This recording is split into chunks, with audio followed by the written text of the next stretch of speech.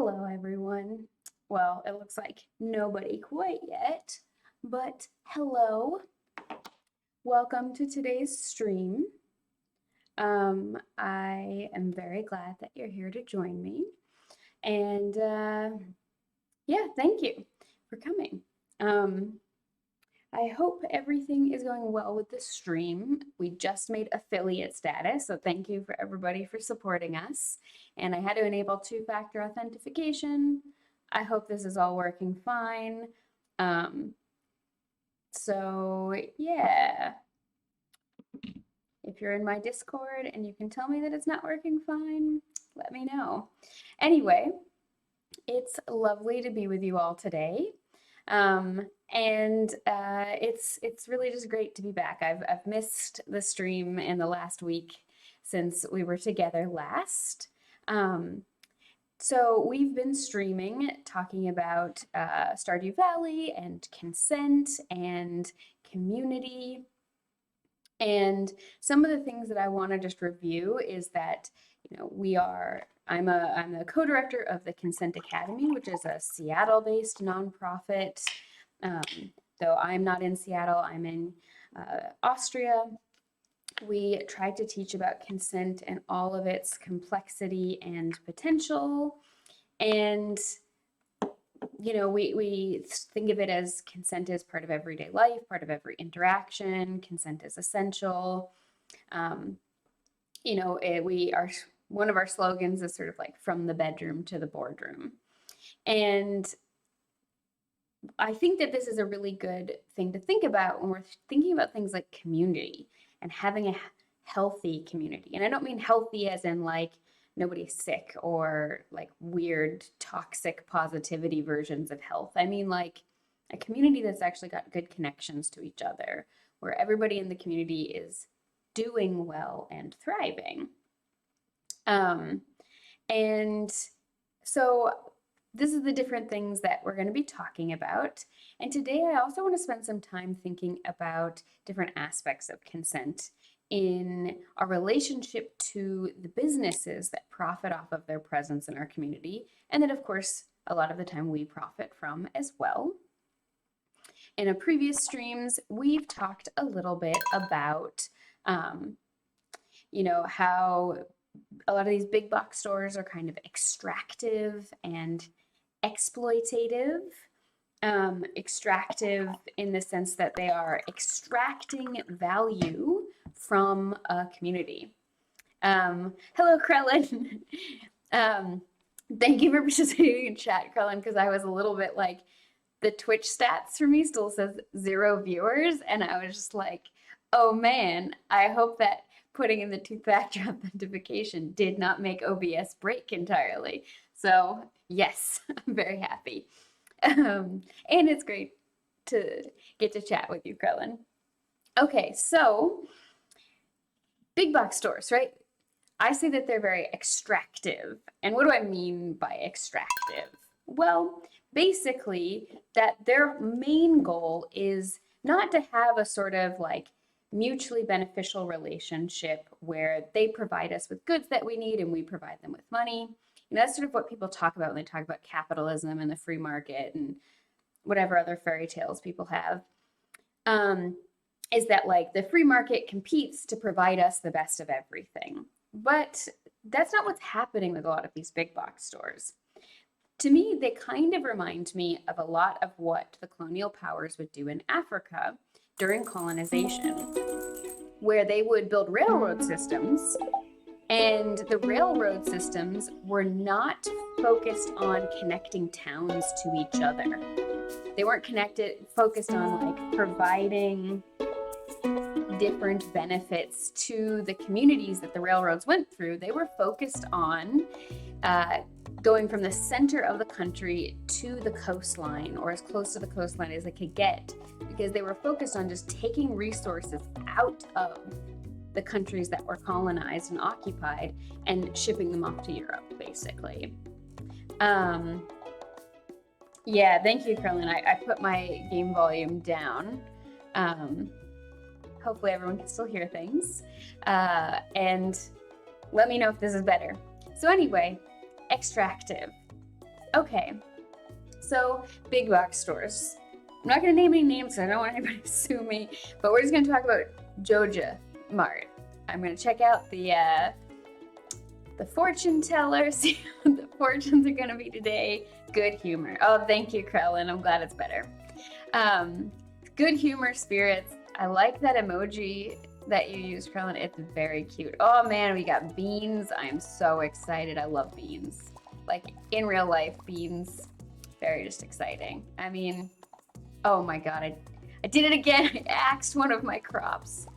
It's like the worst curse of my my skills in this game is just how often I axe. Oh, it's one of Cheryl's puppets. Okay, well, if anybody is watching this, if you don't know who Cheryl is, aka Muppet Aphrodite, you should absolutely watch her streams and her work and just buy her book and support her. She's amazing and very cool. And she does all kinds of cool stuff with streams and improv. Oh, funny godmother now. Okay, thank you. She just does a lot of really good work and does a lot of stuff with like user interface design and making all of that stuff better. Okay, do I need any of these things for the community center? No. I do want to give this spur to Gunther though. Oh, there's salmon berries. Okay. Okay. Also, full disclosure, it has occurred to me that I forgot to take my ADHD meds today. So if I seem a little extra spacey, it's because I am. Just genuinely am. I actually don't think I took any medications today, which is, you know, this is one of those things that's a consent risk, okay? So we have a class coming up soon. This weekend, it's consent and disability. We're talking about like disability and consent issues in general, but then after that, I think the next weekend we have consent and neurodiversity. And obviously there's an overlap because neurodiversity and disability, you know, neurodiversity can be a type of disability. That's what I'm trying to say. But I think it's really good to think about it in terms of like consent risk, because if I have medications that I'm taking that alter my, you know, ability to think before I act or to focus on what I'm doing or whatever, and, you know, I forget to take them, as I am occasionally apt to do. It depends on the day, but that can be a big risk. Like, I don't like to teach classes.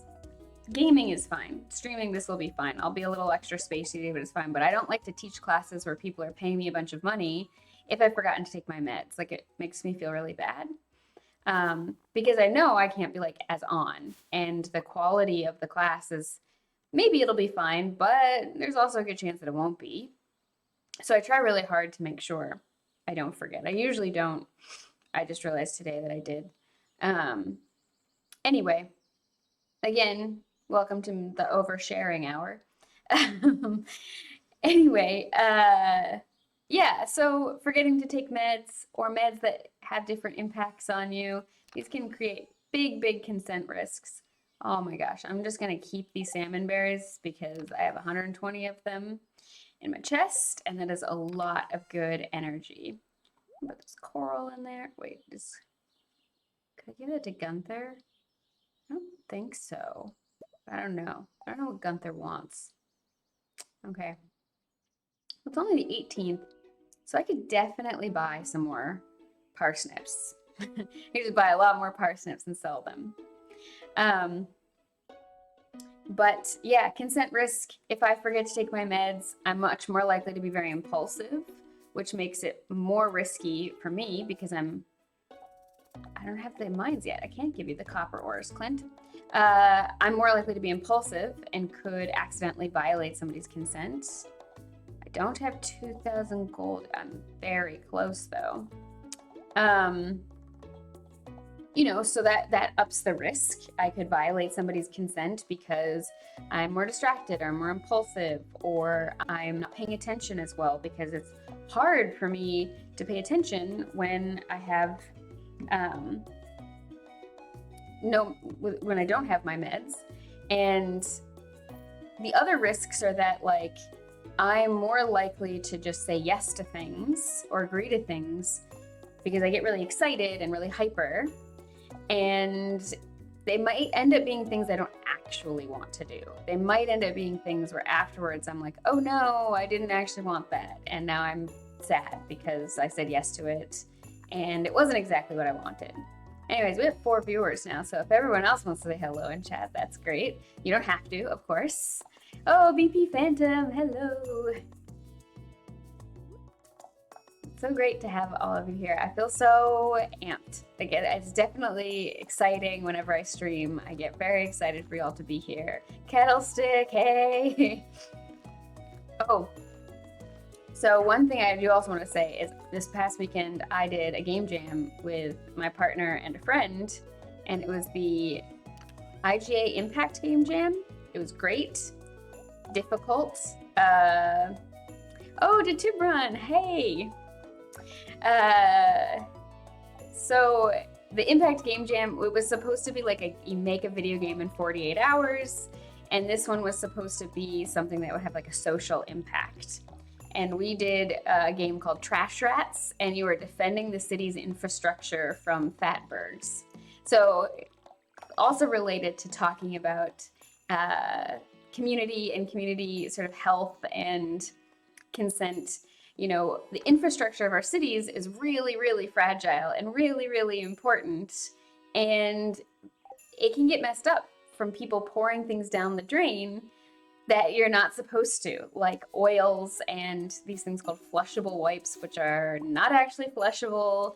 And they all kind of coagulate or clump together in the sewers and produce these big lumps that just block up and destroy the sewers called fatbergs. So our game was about trying to save the city from fatbergs.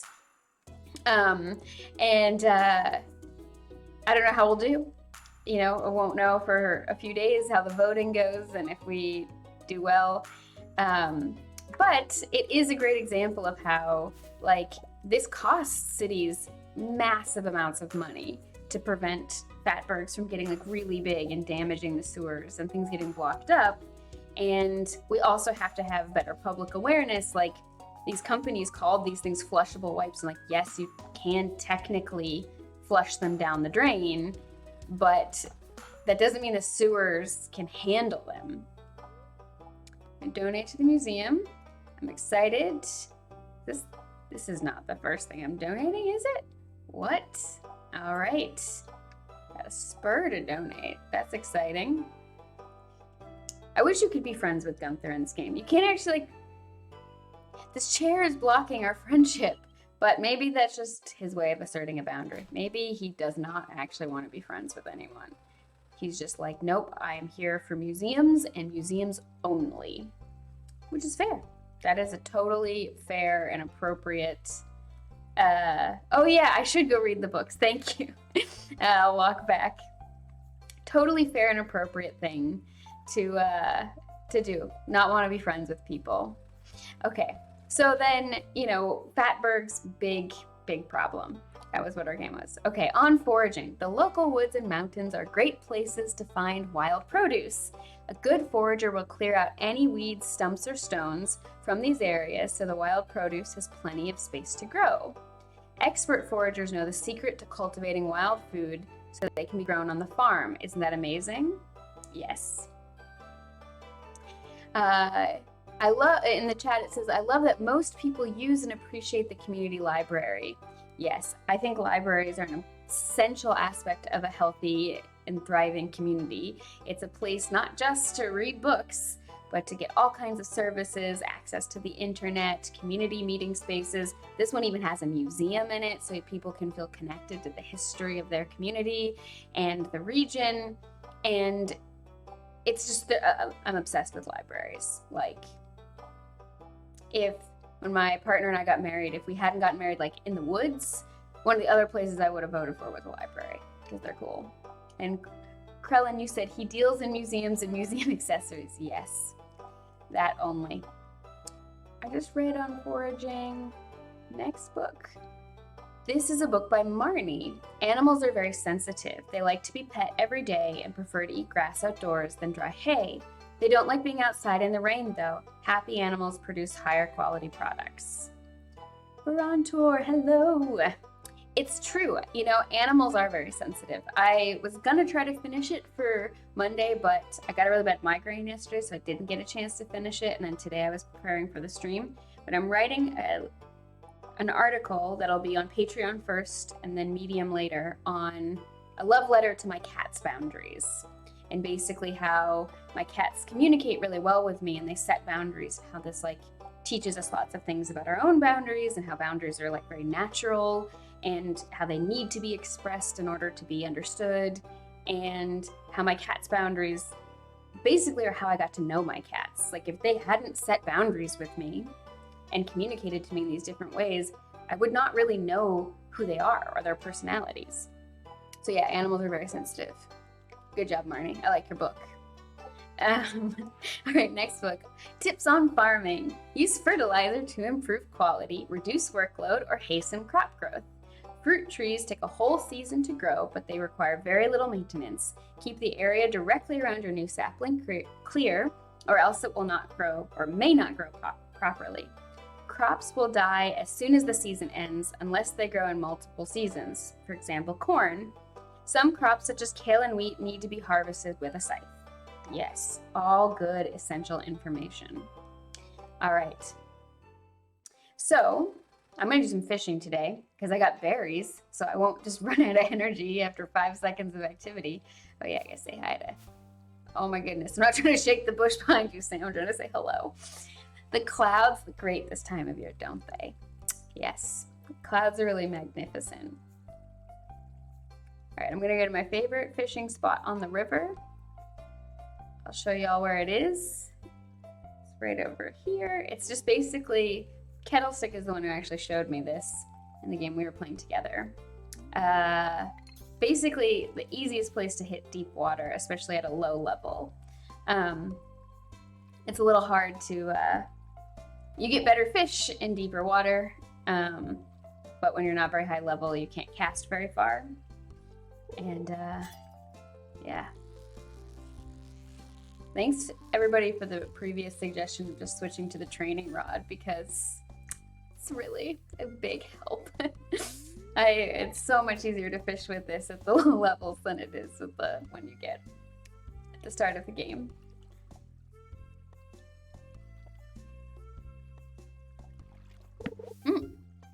Oh man, I actually think I like overreacted. I heard a sound and I clicked before the little exclamation point came up, but I still got algae, so that's nice. I love the music in this game. It's so relaxing. Even though it's a bit goofy. It's funny, my mom, I was telling her about how we made this game jam game, and she thought that this game was the game we made. She was like, oh, did you make the farming game? And I was like, oh man, I wish I made that farming game.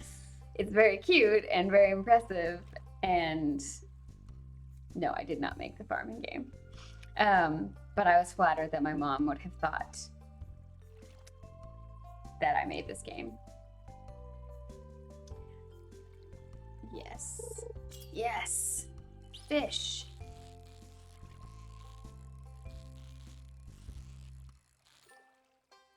Yes. I feel like really proud every time I get a perfect in this game. Every time I like just manage to do it. And it's obviously really easy with some fish because they like barely move. And some don't move at all. They just sit at the bottom the whole time. But some of them are so challenging.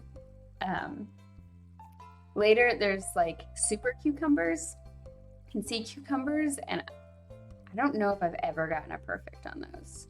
I might have once, but mostly as a fluke. But anyway,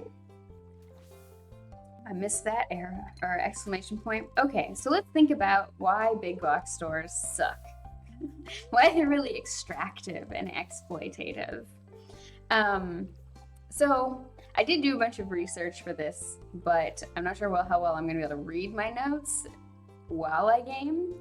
I got a little excited to talk about this, and so I don't think I really thought it through. of the is it possible to fish while reading my notes? The answer is no. Um, it's already hard enough to talk and concentrate on fishing, let alone read intense notes. But most of the notes are just like citations and sources and like statistics about why big box stores really are terrible and why we need to destroy Joja Mart for the good of the community. Oh yeah, can I get this? Can I get this? Ooh. I did get the treasure box. Yes. Okay. I made that a little harder than I needed to by panicking, but it's okay. Yes, 2 frozen tears. Now I can romance Sebastian. Sebastian loves frozen tears. And my girl Ariel is going to get married to Sebastian. Hopefully. You know, I don't want to sound like a stalker or anything. Since I don't think he and I have ever really talked to each other yet. But anyway, fishing. Great stuff. Lets me give gifts to romance people.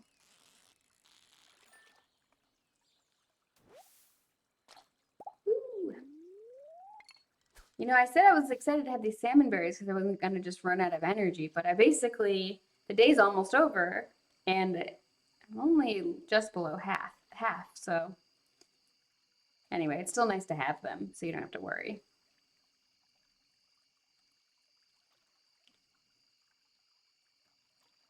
Oh, I should give a frozen tear. Oh, fresh and still flopping fish, the most romantic of gifts. Yeah, you know, they could be romantic for some people, but mostly I think it's the frozen tear. But, you know, like I fished it out of the river, out of a fish's guts, I suppose. Yeah, I can't snack on the fish, which is nice. I just want to get the house upgrade so then I can cook the fish.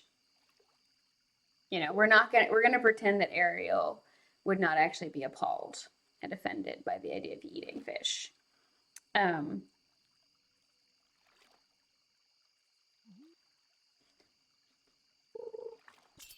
get that fish. Yeah, fish.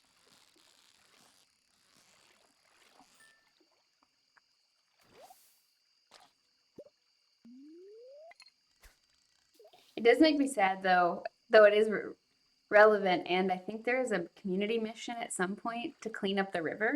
How much trash there is in the river.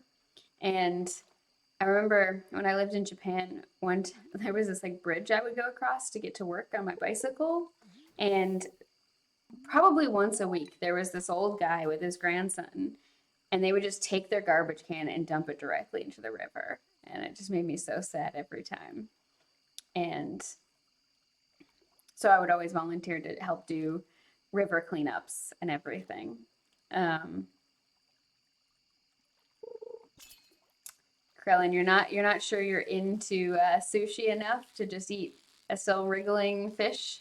Yeah, you know, one of the things that makes me very thankful about being alive in this time and also being a human is that like I won't likely ever have to worry about the experience of being eaten alive, like a lot of things on the planet do have to worry about. Um, and so, out of respect for other living things, if I were going to eat them, I would kill them first as quickly and painlessly as possible to save them that same experience. Just feels considerate. It feels considerate to me. Um,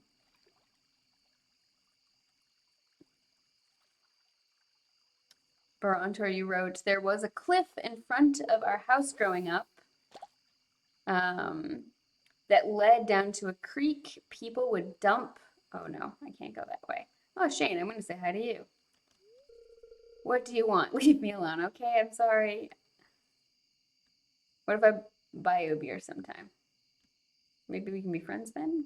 But I don't want to. I don't want to reinforce your habits, Shane. Um, yeah, being at Krellin, being an apex predator for the win. Yes, it's just regularly something I'm thankful for. I mean, watching Attack on Titan really like already called to this specific thankfulness I have of like, I don't have to worry about being eaten alive. And that show really, yeah. Anyway, yes, you're right, Krellin. Dating Shane is really difficult when you're a person who respects boundaries. Um, and Shane really is a very communicative person, and that he says all the time, like, leave me alone. And, I think generally speaking, if we think of like the social contract, like standing social agreements and shared understandings of things, we have this sort of like general framework for how we do consent with people we see out on the street, which is generally speaking, don't like sexually harass people who are walking down the street, just trying to go somewhere. But greeting people, saying hello, more or less pretty fine.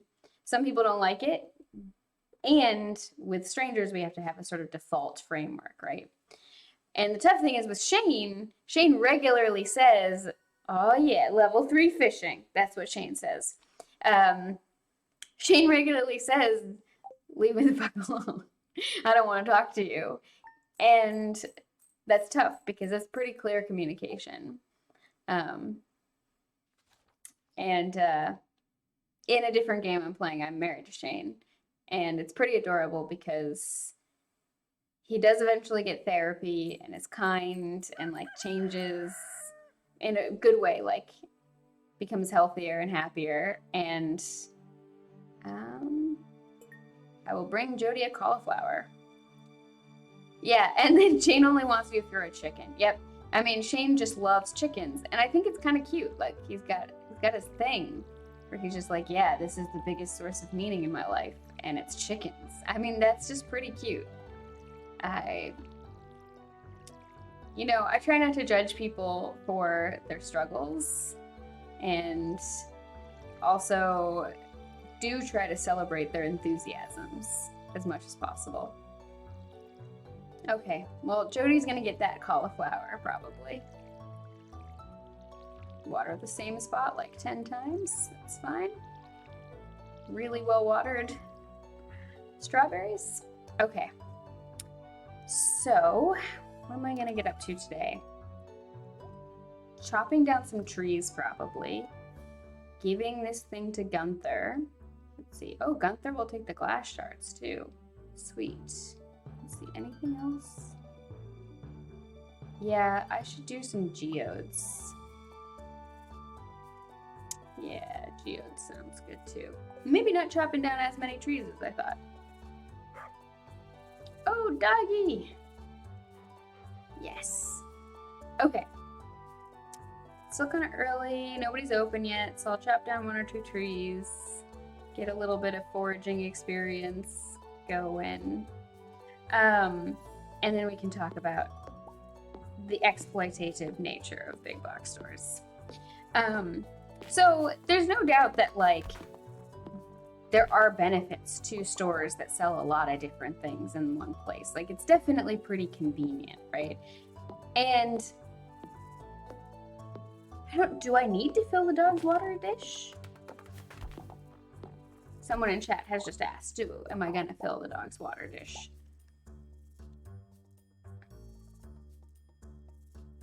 Can I even fill it? I will find out. That is a fascinating question. Not with Coral. Oh my goodness.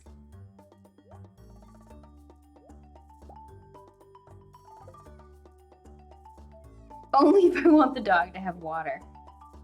Good to know.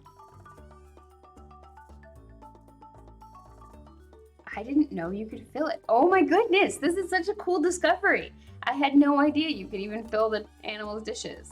That's amazing. That's really amazing. Thank you.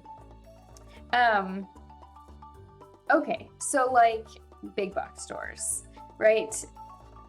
They end up being where many of us go to pick up groceries and hardware supplies and other household necessities and buy gifts and get gift cards and, stationery and all kinds of daily life needs.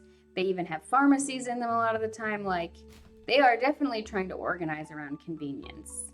And in some ways, if someone has, say, very little time or mobility difficulties. Penny says, if you dig in the dirt, you can find some interesting things. I agree, Penny. They can be nice in that regard because they make things a lot easier for people.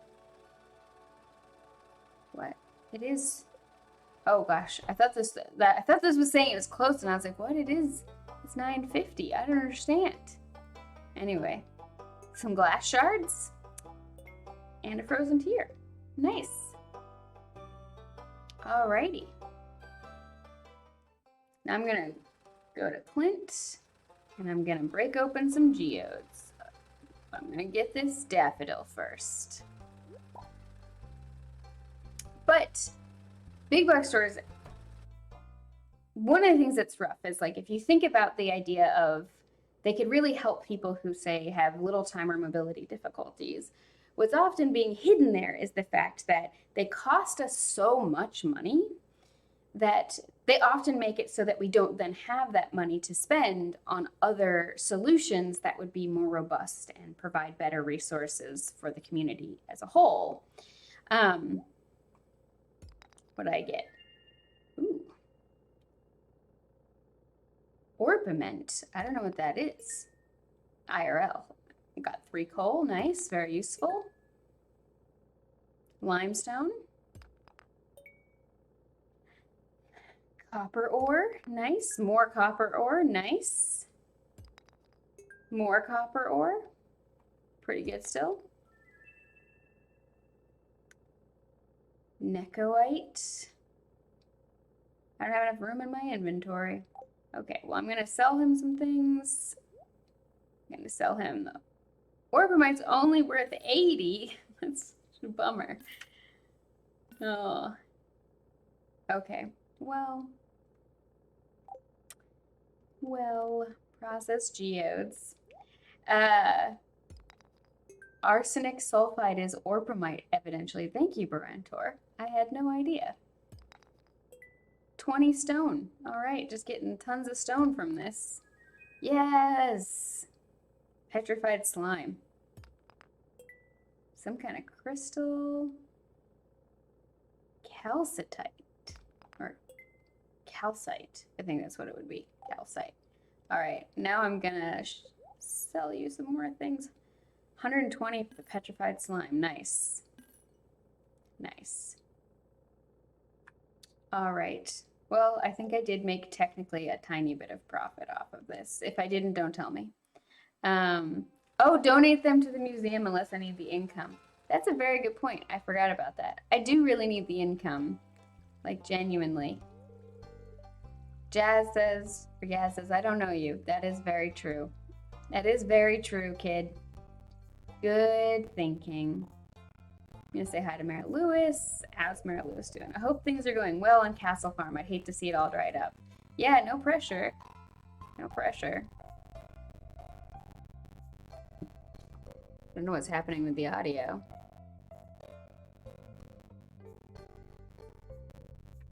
Does the audio sound all messed up? Orcrist.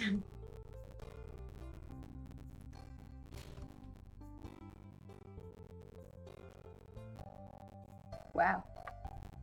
I don't know if the audio is messing up for all of you, but it is for me. Alex says, hey, it's Farm Girl. Did you get new pants? You're doing something right.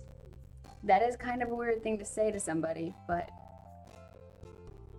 yeah, the audio sounds crunchy. Let me see. Why is the audio crunchy?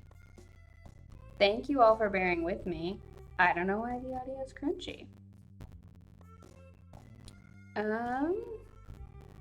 Sound.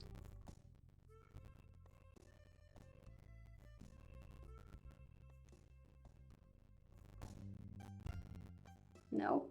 Turning it down didn't help.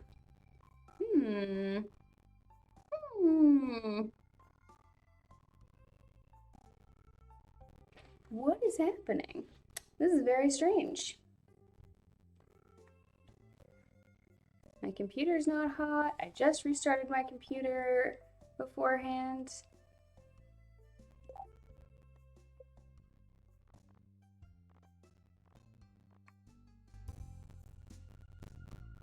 All right. I'm gonna exit the game and then rejoin the game because I don't know why it's being crunchy. Yeah, you could live. Okay, Orchrist, you say a little static-ish, probably an encoding or bitrate issue. Yeah, I don't understand. I have very, like, good internet. I don't know what the deal is. Well, I'm restarting the game anyway. Hopefully that'll fix everything. Thank you all for bearing with me while I restart the game. And take my jacket off because it's getting a little warm. Let me just make sure the size of the game looks good for everybody.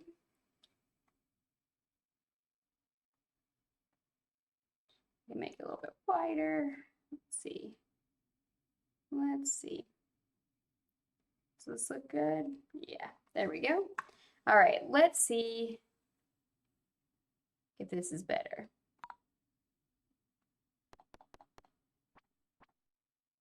Let's see if this is better. So far, I have some faith. It sounds a little bit better.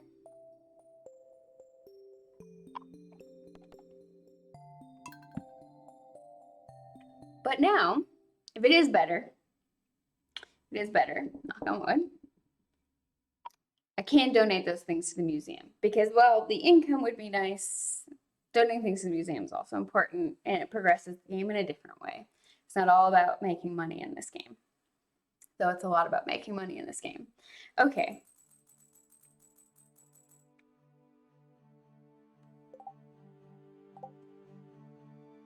All right. It sounds like it's not the worst. That's very exciting. Whew, thank y'all for helping me with that. I really appreciate it. I'm gonna turn my volume down a little bit. But anyway, okay, big box stores. Not gonna axe Doggy's water can. So they cost a lot of money, right? So, you know, there's some things that they do help with, right? You know, they tend to be, you know, very all in one. It gives you a lot of different things. It potentially saves time. They, you know, have a lot of things to offer people in one place, which can be really convenient. They're good for, you know, people who stress about trying to find everything or whatever. But they cost so much money that they can end up stopping the community or the city or the municipality or whatever from having the money to do other solutions. They cost a lot of money. And if you want to find out more about this in particular, there's a group, nonprofit group I recommend called Strong Towns. Their whole thing is about like sort of making people know more about how to make a community like strong and resilient and healthy and all of the different things that are involved in that.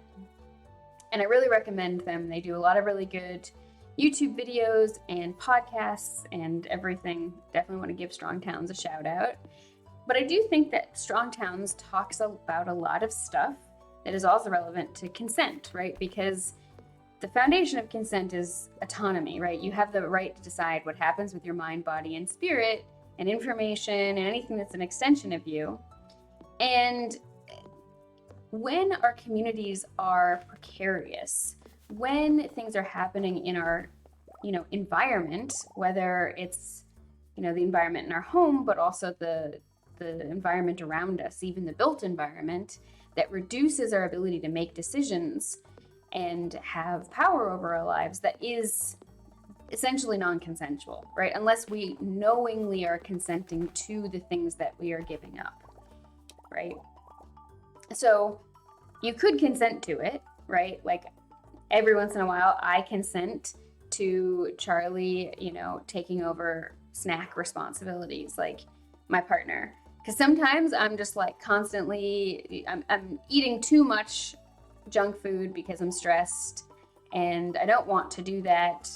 It's like gets sometimes out of hand. So then I'll say like, I'm going to ask you for permission before I eat a snack. You're going to be my snack daddy because I need someone else to make this decision for me because I'm not doing a good job of doing it myself. So, right, I'm giving up a little bit of autonomy in order to get a different kind of autonomy. I want to, have a healthy relationship to food and to feel good about, my relationship to food. Like not just have a good relationship with it where I'm not like misusing it in a way that makes me feel worse in the long run, but also like it's giving me a different kind of autonomy. It's giving me a different kind of benefit. So anyway, we could be giving up certain things in order to get other things. That's not exactly what's happening here, especially because a lot of the time we don't actually know all of the things that are going into the costs of these places and what we're giving up when they come into our towns or our communities. So one of them is that they cost a lot of money. So most of the time you drive a little outside of the center of many towns and you'll find a big box store. This isn't just in America and Canada. I've seen it in many places in the world. Maybe the place I've seen it the least is Japan.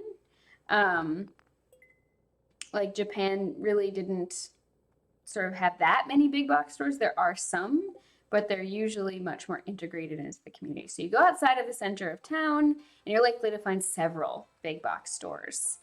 And if you like looked down from like a helicopter, oh man, yes, they're in the community center, or a drone or whatever, you would see the sort of footprint that they have. It's a lot of land is taken up with just a handful of stores and their accompanying parking lots.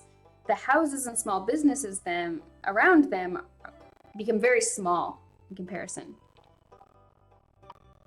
Why is the sound doing this again? Okay, I'm gonna just turn the sound off because I don't know what's happening. I don't know why the audio is doing this. No music. Sorry, everyone. The music is so good, but it's really just not happy today. Dig in the dirt, I can find interesting things.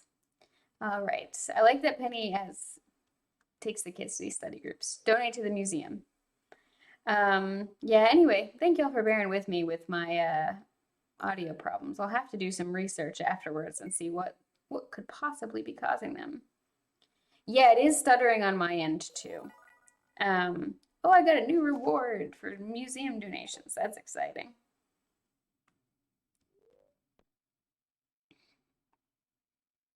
Cauliflower seeds. 12 days to plant these. Do not have enough time, so they will have to be for next season. Bummer. Yeah, it's stuttering on my end too. I mean, like, I don't have a super fancy computer. It is just my laptop. I am saving up to get a new computer for gaming and streaming, but could just be that. All right, processing more geodes. So you'll see that the big box stores have these like huge footprints, and they not only do they end up using a ton of land, but as a result, the big box stores demand also like miles and miles of public infrastructure, like pipes and roads to serve them. And the thing is, a lot of the time, depending on where they're located and the laws and everything, you don't get background update or something. That's a good point. That is a good point. It could be a background update. I don't have anything. I have Discord running. Maybe I'll quit Discord for now and see if that helps. But yeah, it could be a background process. I usually try to have as little else running as possible when I game. So that there's no problem, right? So that everything is smooth as much as possible. Anyway, so these big box stores, right? They don't always pay for all the pipes. They pay for the stuff that's like right under their things, but a lot of the time, the city ends up as part of the deals that get negotiated. when they get the rights to buy the land to build these big box stores, the cities end up paying for a lot of this. And at the very least, the city has to maintain it. And that's a lot, right? Like a lot of piping, a lot of road, the street lights, the electricity wires, some stuff is paid for by these companies, but a lot of it's not. And again, the maintenance is usually paid by the community through taxes. Sewage, all this other stuff, and waste pickup. Yeah, maybe the game is having a little bit of trouble. Maybe the game's having a little bit of trouble. I'll have to think about this. All right. Well, I made a bunch of donations to the museum. Thank you for the suggestion, because that is much better. Maybe if I make the window a little smaller. How does that look? Okay, didn't make it look bad to everybody, but maybe this will be better. Anyway, so they just require a lot of resources. They require a lot of infrastructure, and on top of it though, right, remember these things are maintained by taxes, but a lot of these big box stores and like major international businesses, like even clothing stores and such, that are not big box but more specialized, pay almost no taxes. So they're using a ton of public infrastructure that's very expensive, that taxes are paid or used to maintain, and they're usually paying a negligible amount of taxes. So like that already right there kind of shows you some of the ways in which they can create a lot of costs for a community. And that's just like I said, one example. And the fact that they don't pay a lot of taxes is, sometimes people think, okay, well, that's fine. It's like gets them in the door. We want them here. They're going to, provide more resources to the community. They're going to, whatever. And that could be true. In an ideal situation, that would be true. This, them coming in and providing quote unquote more jobs would be a good thing. But a lot of research has shown that when a big box store comes in, the average income in the town actually goes down. Not by a lot, but it does go down. And so the average income of everybody goes down because of how less well paid the people who work in big box stores are. So they're not actually like better jobs. So there's that aspect of it not being super good, right? And maybe a lot of like a lot of these big box stores, many of the employees, oh no, my mouse went off the screen. There is it. Where is it? Oh my goodness, I lost it. I moved my mouse over too far, and then it was just like, nope, we're not doing this anymore. Okay. Can't fish over there, can't fish in the sand. So then, a lot of people know, and if you don't know, I'm going to explain. A lot of the time, the people who work at these big box stores end up needing to be on different kinds of social services, what people might call welfare, which can include, SNAP benefits in the US. So it's like food subsidization, apartment cost subsidization. In Vienna, for example, I think 25% of all the housing in Vienna is public housing. Like we have very good, very robust public housing. Of course, it's not enough, and we have good rent control. If the building was built before World War II, like the one I live in, I have like this really nice big apartment. And in Seattle, I would have been paying over 2,000, more like 3,000 euros a month for this kind of apartment. And here I pay barely 1,000. And it's really nice because then I can host workshops here and have events because I've got this big room. But anyway, like in cities that don't have this kind of social service, like rent control or public housing, and like good public housing, not like public housing that's basically falling apart and no one wants to be in, but good public housing, other services need to be provided as well. And I'm very pro public housing, and I feel like public housing is good in the sense that like things that you can't say no to shouldn't be left to like market solutions. Again, this is my opinion, but things like food, medicine, healthcare, housing, things that you need in order to survive, like making, oh my goodness, fishing in the grass. Nope. Making it something that the market kind of deals with means that if essentially you're going to have a lot of people at high risk, right? Because we can't say no to these things. So people can essentially charge us whatever they want for them.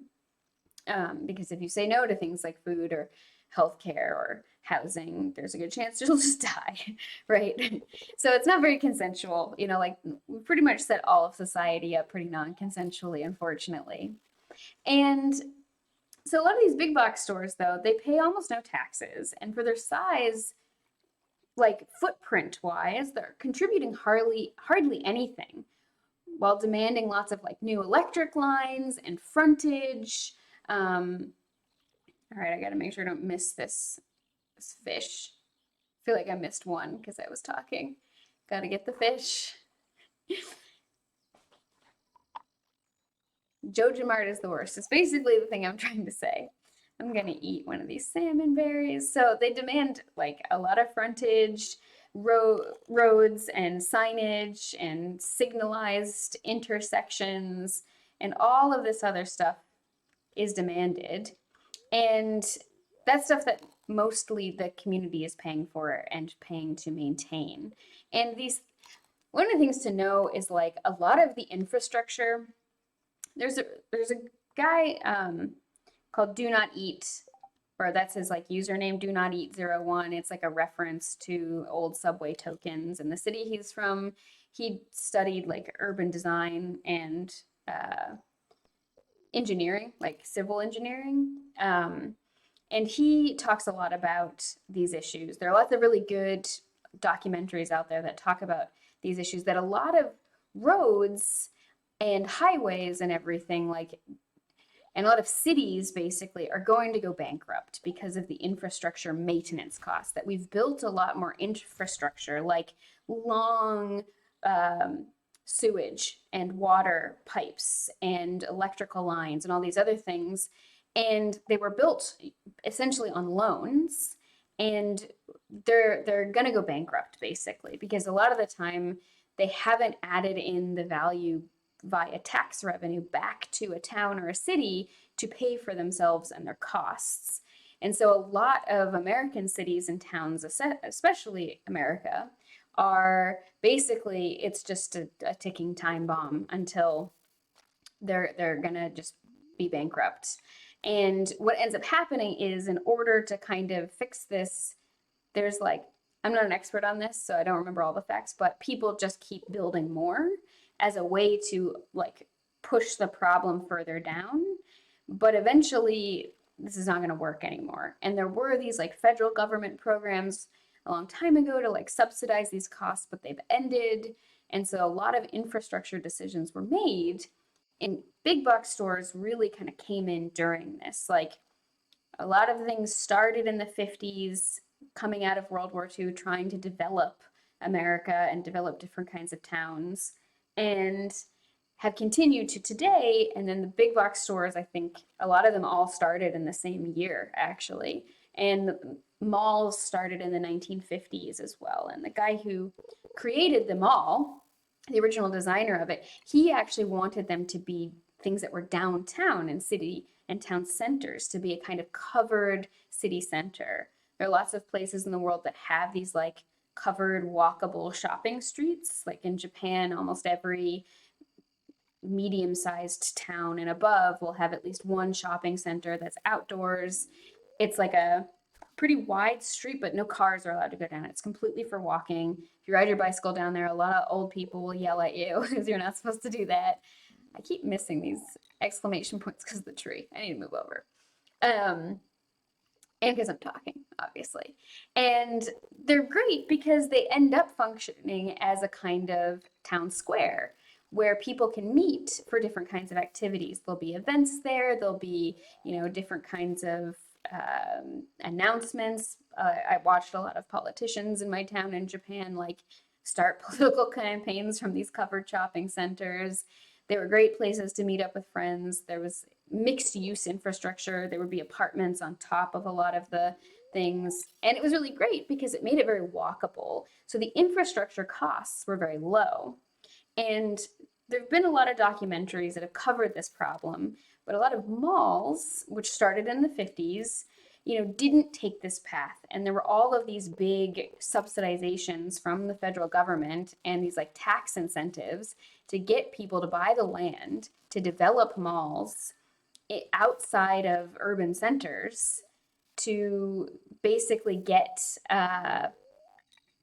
these kinds of businesses in. But they were essentially like more or less tax evasion schemes, and the subsidies have gone and the tax incentives have ended, and most of the malls are closing. I see Barantori wrote, now the new thing in the US South are mixed use malls that basically build a mini downtown outside of the city center. They usually have high end apartments above stores and only have boutique stores. Yeah, so this is an example of a thing that could be different, but this is essentially inaccessible to a lot of people. Like, what usage is this going to do if you're not wealthy or at least upper middle class and can afford to shop at all these boutique stores and all of this? Am I going to catch anything? I'm going to try to go to sleep now that it's 1. All right. So there are a lot of these issues, and there's these kinds of bougie malls that have mixed use things in them. One of the downsides to them, though, is that like you still have all this extra infrastructure that has to be paid for, and newer construction on a lot of these things is not very good. They're not building things to last. They're building things as cheaply and as quickly as possible to like extract value out of communities, basically, to get the land, to develop it, to charge as much as they can for rent, and then that's it, right? Like, and the thing is by the time the buildings fall apart, like they're not gonna, like this building that I live in right now, right? This is over 100 years old, and it's it's like new relative to a lot of things here. There's an apartment that I looked at before we moved here. It was built in the 1500s, right? Like that old. It's still been, and it literally, the bottom floor is like a pharmacy and like hair care and sort of that kind of mixed store, and then on top are these apartments. And that building in that way is stuff that's like meant to last. Obviously there's maintenance and upkeep. Oh, Clint is here to see me. Hi there, good morning. I noticed that you've been breaking some rocks open and finding ore. That's good. If you want to get the most out of the ores you find, you need a furnace. Are you going to give me a furnace? Just so happens I had an extra set of blueprints. Here, I want you to have them. Woohoo!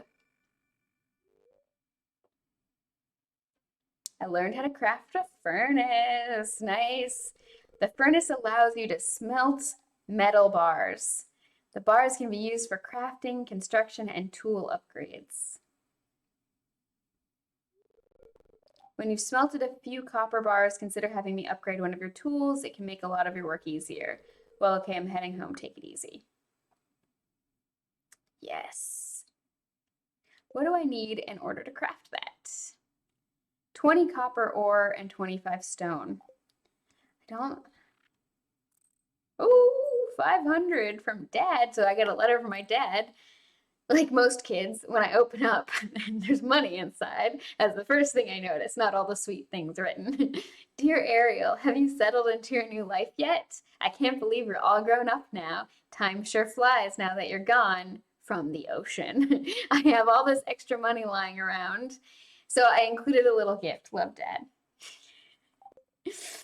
So Verontori wrote, yeah, the one here is very much upper middle class and above. Yep, that one I'm talking about already has building issues and is only 5 years old. The roof leaks. Yeah, exactly. So a lot of these newer buildings, right, they're the contractors and everybody else involved. It's just them. I'm not meaning to fish. I actually want to get water. They're just extracting as much value as they can, as quickly as they can out of the community, and the community is going to be left to foot the bill when everything starts to fall apart, right? Because buildings have to be maintained, and buildings can last a really long time if they're built well and thoughtfully, which usually means slowly, and are carefully maintained. And I'm gonna just talk about how I love old construction. I grew up in New England, and my grandfather and I used to watch This Old House. Before This Old House had all these scandals with corruption problems. But anyway, we'd watch This Old House together, and we would go and look at like old buildings and stuff. And a lot of old buildings have really cool like passive cooling and heating technologies. So one of the things you can do, instead of needing everybody to have air conditioning, some people would still need it no matter what, like people who have certain kinds of health conditions that make it so that they can't breathe if it gets too hot, like asthma, and they need the air filtering. Or but the air filtering would be less essential if things were like better in terms of air quality, etc., etc. That's definitely a big problem.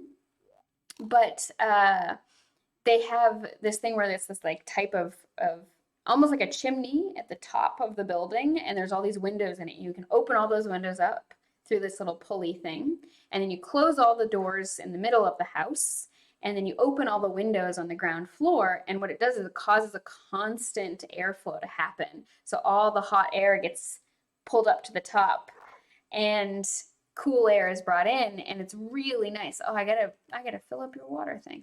Are you putting something for sale, doggy? That was funny. Walked over and the thing opened. So, or Chris, you wrote Yankee Workshop in This Old House, good old PBS and WGN. Yeah. So, for anyone who doesn't know, PBS is the public television in America. It stands for the Public Broadcasting System, and full of just amazing high quality content. Okay, so I need to get the mines, which mostly I think is paying for the furnace stuff in the community center, which is money. Cute Pody, hello. So I need the mines to really start progressing, and I need the backpack because not being able to carry very much. I think the backpack is the first thing I want to get. I'm almost out 2,000, so I should be able to buy it soon. Probably with the next crop harvest, I'll be able to get the backpack. And that'll be good. That'll be really good because then I can do more.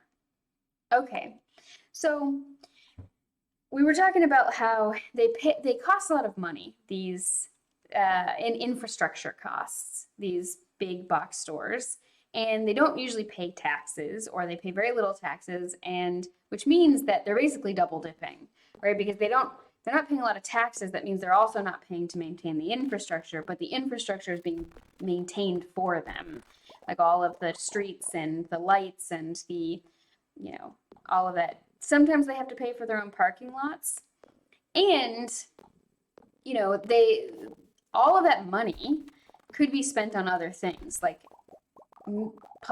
other types of public infrastructure, like more public transit, which would then help with this issue, because a lot of these big box stores, right, they outcompete the local stores and put them out of business, like poor Pierre is at risk of doing.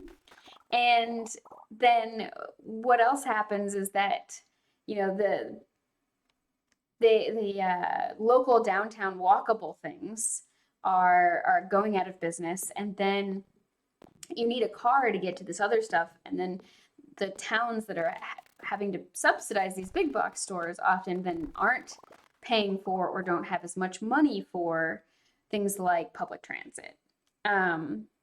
And speaking of public transit, there's a really good YouTube channel called Not Just Bikes that talks about a lot of these issues too, to make cities that are more people-centered rather than car-centered, especially since World War II and the sort of expansion of a lot of towns and cities and building of infrastructure. How we do our city planning has really changed, and it's very much focused on cars and traffic management rather than on sort of human-centered needs. And it's not to say that we would never need cars or anything. I'm very pro bus, for example, which is in a way a type of car. I'm starting to feel exhausted. Okay. All right, I'm gonna eat some salmon berries. But you know, there's all these infrastructure costs, and they're not paying for them, and they're extracting this value from it. And remember that one of the images I think that's really useful for thinking about a lot of these businesses is the train systems that were done during the colonization of Africa, right? Where people they built these train lines that were not connecting cities and towns to each other. They weren't for helping the people who lived in those areas. They were just for taking all the resources they could out of the center of the country and putting them on the coast to ship them over to Europe. Um, you know, this is also a bigger issue. There's a great book called How Europe Undeveloped Africa, and it's basically that you know Africa now we're subsidizing through a lot of social programs, not all of it, right? Like Africa's a huge continent, but a lot of Africa that was colonized and especially had this extractive colonization that happened. I'm going to give this gold star forageable to my friend Linus. This is a great gift, thank you. Yeah, he likes all the forageables. I'm happy by myself, you know. Cool. I will leave you be then. So, you know, we have to pay in things like charity and different programs from the UN and UNICEF and which is part of the UN to sort of like really make up for the fact that Europe just took all of the natural resources they could out of Africa and undeveloped like took development that had happened and undid it in order to extract resources. And that's part of how Europe developed so much. You know, thank you all for coming for the politics because consent is also pretty political. If we think about how this is super non-consensual, of course, like it's not like the people who are having this done to them were all consenting to it. All right, Haley says, I feel an urge to go shopping. Ugh, I wish there was a mall here. No, you don't. You don't know what this entails in that. I can understand wanting to go shopping, but there are plenty of ways you can do that other than a mall. Penny, this is such a small town, you can't avoid meeting everyone. Is there someone you're trying to avoid? I wonder what it's like to live in the city. Well, I hope there's no one you're trying to avoid. Yeah, this game is lagging a little bit on me today. And cute Pody, you said, oh yeah, Congo has several disconnected rail systems that like really only serve that purpose. Absolutely. So, right, this is all very connected. The exploitation, the extraction, and even though that ended more or less, though there are still plenty of colonies that are like now part of commonwealths or whatever. All right, what does Caroline say? It is just me, or is it just me, or does Abigail have an unhealthy interest in doom and gloom? I don't know, man. She's a teenager. What do you expect? That's pretty normal for teenagers. If the more you fight against it, the more she'll want to do it. Maybe I'm just too old to understand. Maybe, probably. Hi. Jody just says hi. Need something? Nope, just wanted to say hello to my neighbor. I want to say hello to Emily. I like making my own clothes. It's not as easy, but it's not easy to get cloth. Yeah, and it's such a long trip to the city. And Evelyn says, I used to love looking at the clouds, but I have trouble seeing them these days. Oh, my eyes just don't work as well as they used to. I'm sorry. I could describe them for you if you wanted. That might be nice. I feel sad. She wants to look at the clouds and she can't see them as well.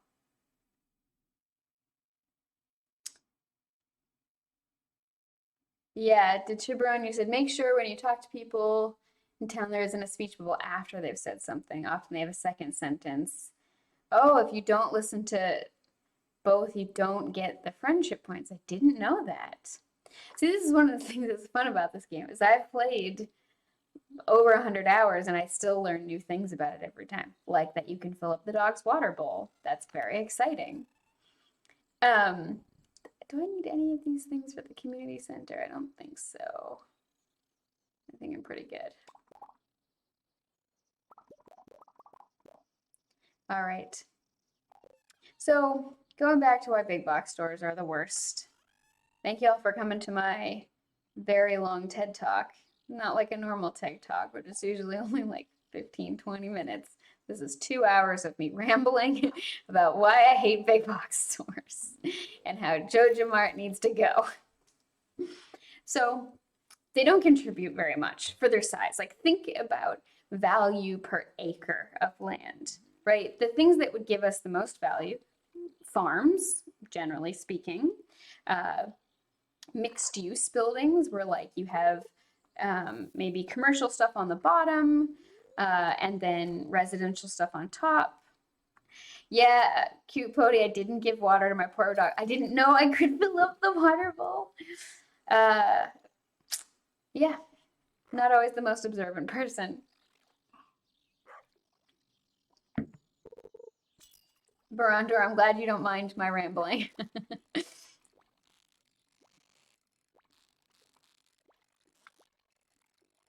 Yeah, I don't know if everybody was here at the beginning, but I did say that right at the beginning of the class, not class, yeah, right at the beginning of the stream today, I realized I forgot to take my ADHD meds, so I'm extra rambly today and distractible.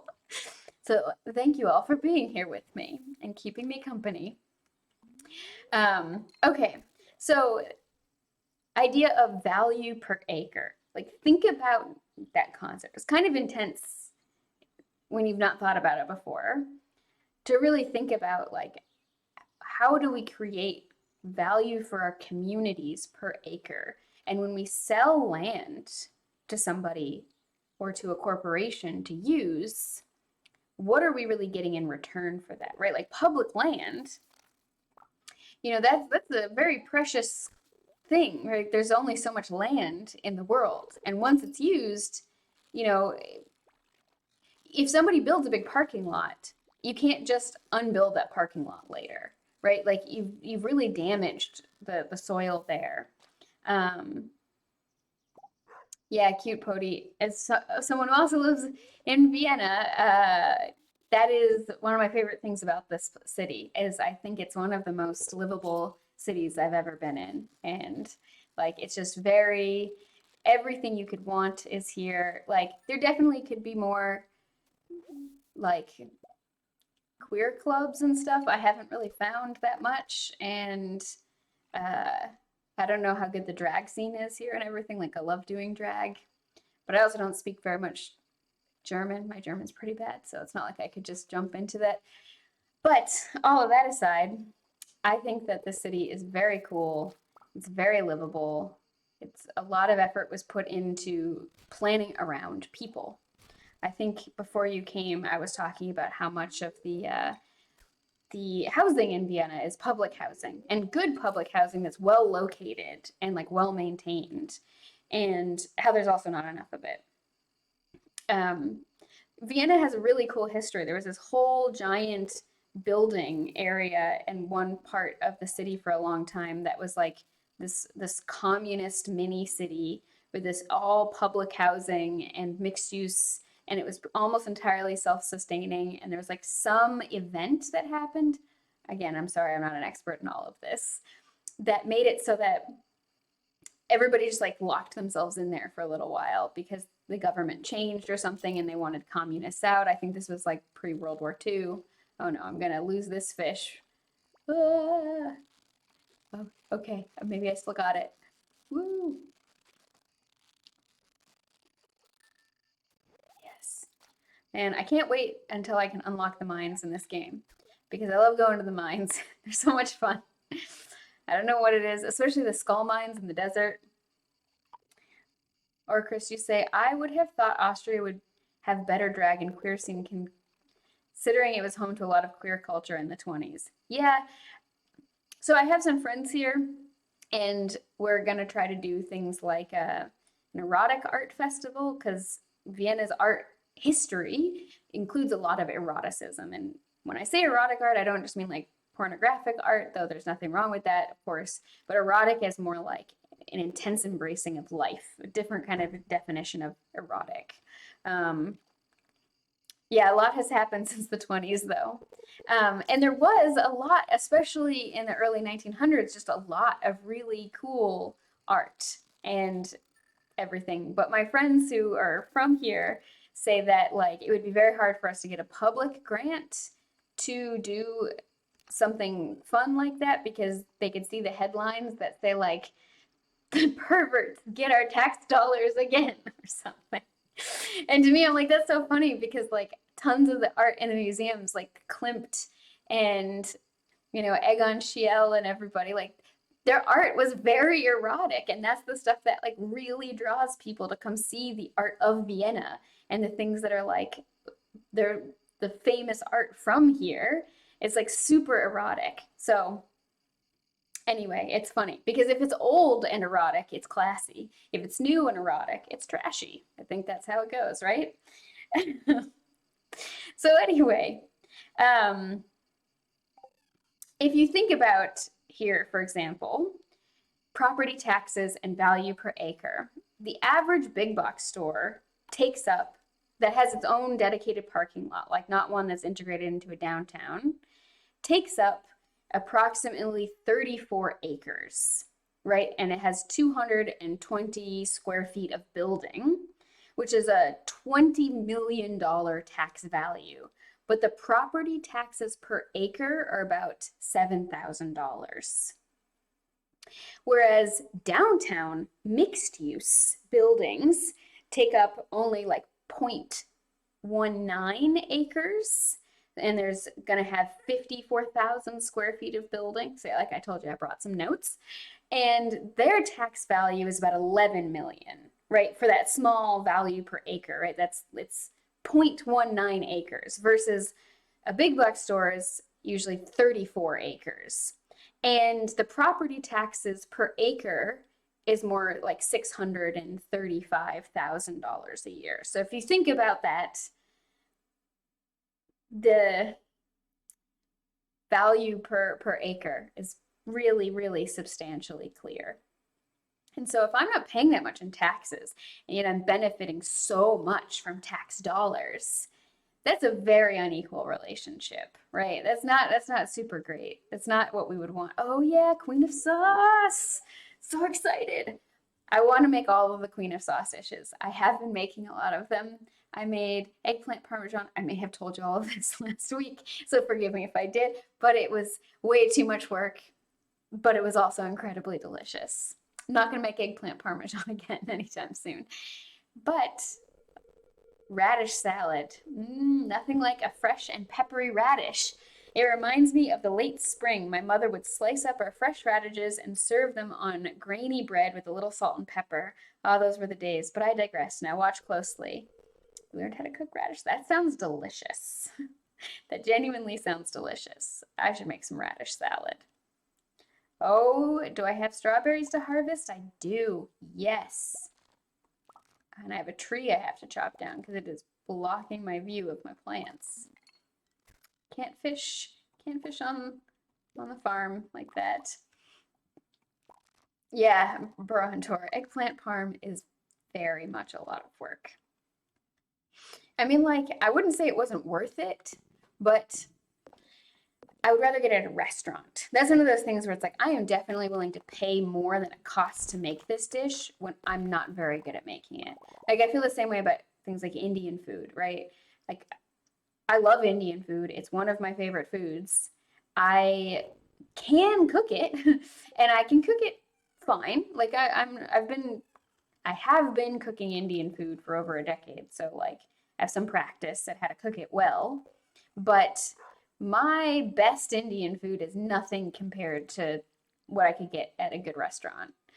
And so and it takes, like, to cook Indian food really well, it takes a lot of time. So I definitely feel like the trade-off of the extra cost, because like making it on your own, it's just very, very, very inexpensive. But the time and the effort and the not actually as good of a result. So if I want eggplant parmesan, I'm just gonna go to an Italian restaurant. Oh, enjoy your walk, Orcrist. And so an Italian restaurant, I would rather just pay an expert to make me delicious eggplant parmesan and pay more money for it than that. There are some things where I'm like, yeah, I can make it just as good. Sometimes with Indian food, some dishes, I'm like, yeah, I can definitely just do this on my own, more to my liking. I've noticed with Indian food, I think it's very sensitive to small changes. Some food kind of tastes more or less the same everywhere you go. Like Pizza can vary a lot between countries, but good pizza is good pizza is good pizza, in my opinion. Don't get mad at me if you. Oh, you thought I said Adenian food at first. Indian food. Yeah, Indian food. Uh, so I forget what I was talking about. Indian food is just very sensitive. I just noticed one of my favorite things to do when I travel is to eat the Indian food in whatever country I'm in or city because I find that there's a lot of variation between what it will taste like. Oh man, tomorrow I should have enough money to buy the backpack. Let me see. In community center, pantry, art, animal bundle, fall crops, summer crops, quality crops. I haven't gotten any gold star parsnips. I should go buy some more parsnips and use some fertilizer. Do I have any good fertilizer? Speed grow. Can I make any fertilizer? Don't think I have any fertilizer represent. Oh wait, I do. Basic fertilizer. Quality a little bit. Yeah, you're right, cute Pody. The difference between like North and South Indian food and different regions, like it makes a big difference in what it can taste like. All right, I'm gonna go buy 20 parsnips and see. Yeah, so many different cultures and cuisines. Um, and I find that like when you think about like the kinds of Indian food that you're likely to see in most Indian food restaurants, I find that it's very subtle and it has real sensitivity to different changes and variation um, between countries. Like Indian food that I would get in France tastes really different than the Indian food I'd get in Japan, tastes different than the Indian food I would get um, in Austria versus the Indian food I would get in Singapore versus America. Like even when I tried a lot of different restaurants because I'm always looking for the good Indian food. Um, George says, "Aren't you cold? They don't make sweaters like they used to." I'm sorry you're cold. Oh yeah, I gotta double talk. Sigh. All right, parsnips. I'm gonna buy 20. And hopefully I get some, maybe I should buy more than that. Maybe 20 won't be enough. Maybe I'll buy 40. To think about just the odds of getting gold star. Mm,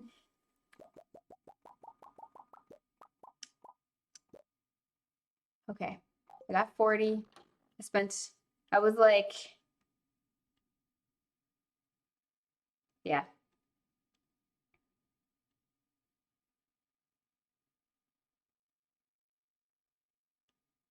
Yeah, I can't really afford to buy much food out. I usually only eat food out like once every couple of months, but I try to keep track. And it's usually Indian food. And I try to keep track of the ones I really like. And in terms of all of that travel, I wasn't really traveling, it was like living in different places. And so that's how I do my travel is I just try to move because it's actually much cheaper than taking a trip.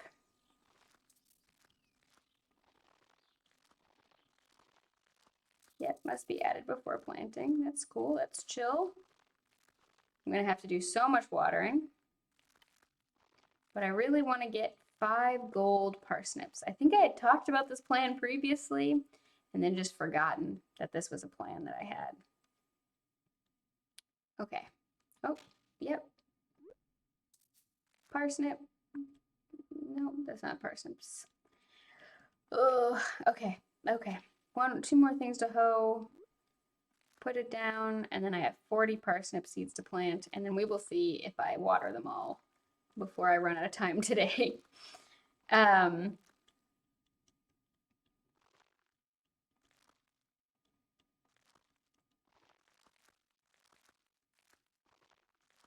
yeah, and going back to the afford to go to restaurants, it's tough because it's very expensive I only do it once every couple of months generally.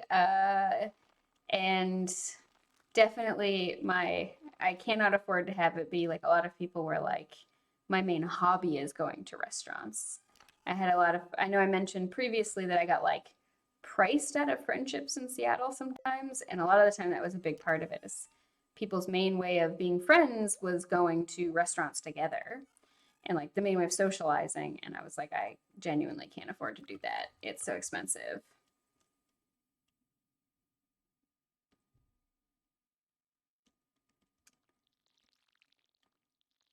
Yeah, living off of 800 a month depends. It depends on your apartment and everything, but that doesn't get you very far anywhere. Um, and I would rather live on 800 a month in Vienna or Japan than in a lot of other places. Because Vienna does a good job of like trying to help keep the communities healthier by making sure there's good social support network, though it's never enough, right? Like there's always more need. There's always more need for more affordable uh, housing and more affordable food and everything. And so I'm sorry you have to deal with trying to live off of so little.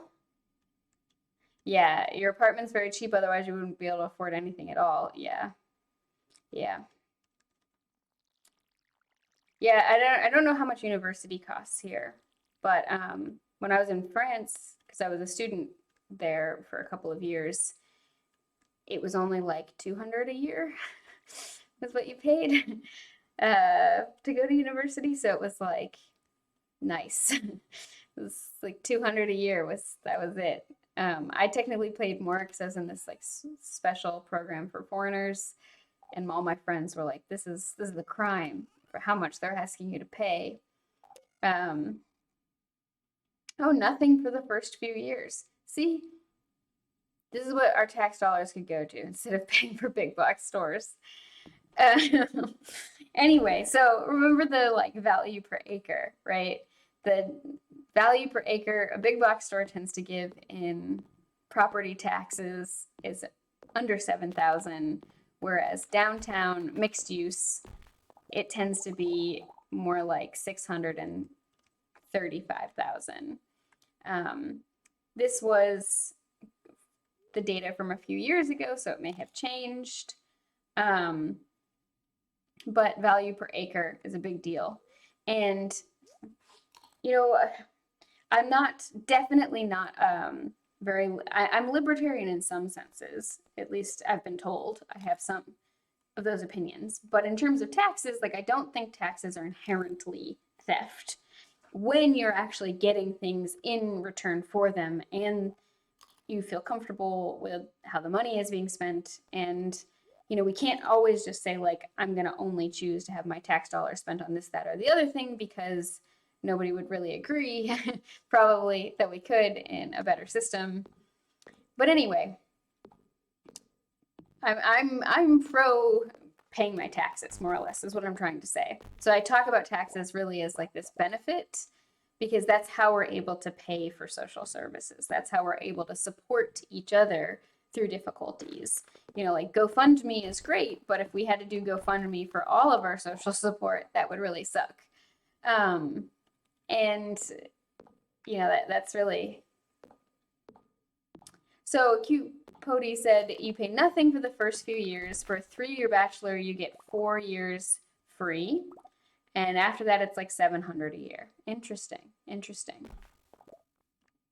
Yeah. Well, that's really good to know. Do you know what about like a master's? Is it similar?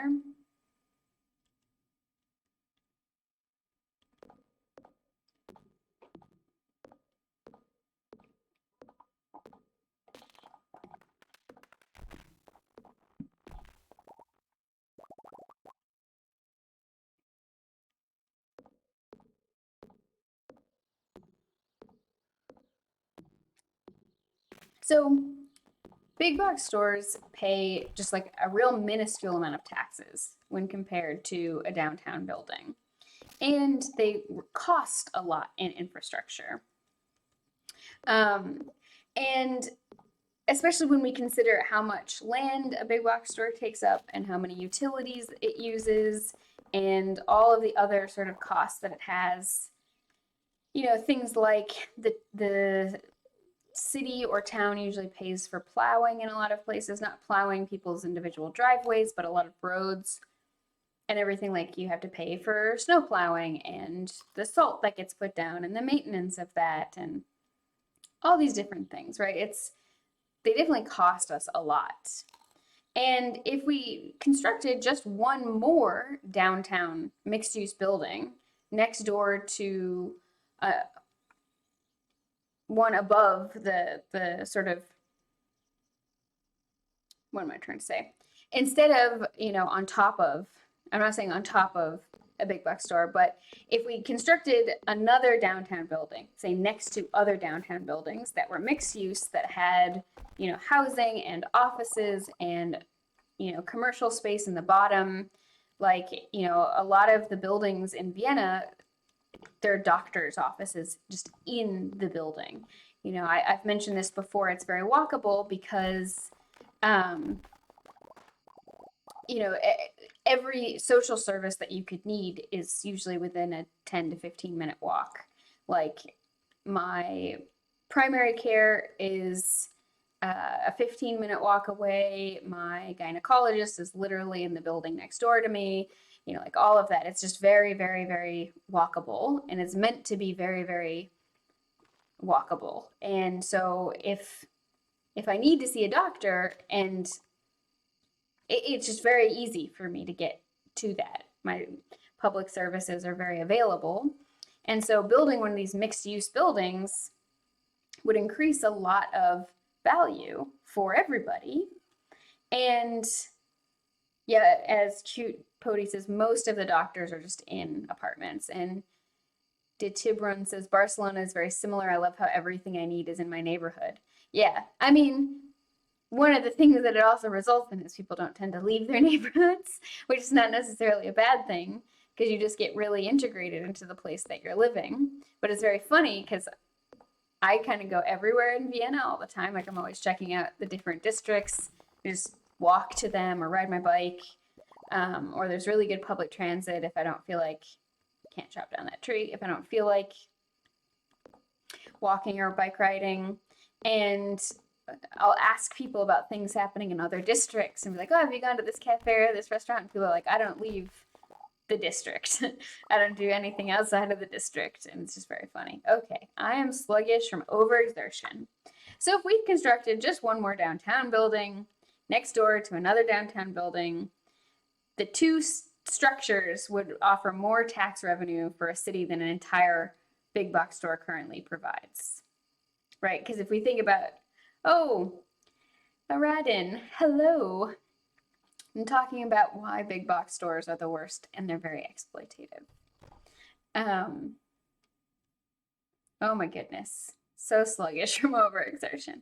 Gotta go to sleep for the night. I don't know if I'm gonna have enough money to buy the backpack tomorrow because I bought more parsnips because I'm trying to get the 5 gold parsnips. We will see. We will see. Level 3 in farming. I can make a bee house now. I'm so excited for that. Yes, I will definitely have enough to get the backpack because the strawberries basically almost gave me 2,000 gold. Woohoo!